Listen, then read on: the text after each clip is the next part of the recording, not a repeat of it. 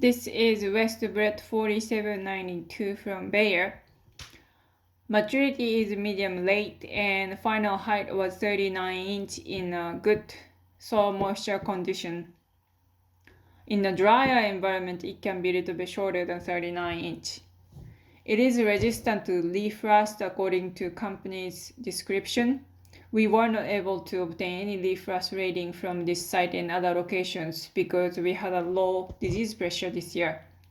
Stripe rust rating was 2.3 out of 5 from 2020 season, was obtained on April 22nd. We started to see some stripe rust development on the flag leaves in this variety.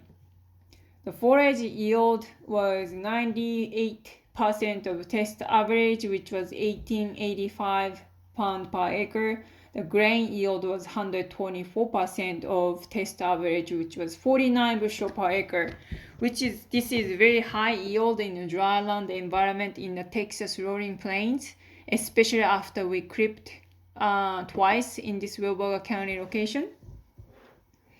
And this is second year that Westbred 4792 performed really well in a dual purpose variety trials. Therefore, this variety was kept in 2020-2021 season watch list.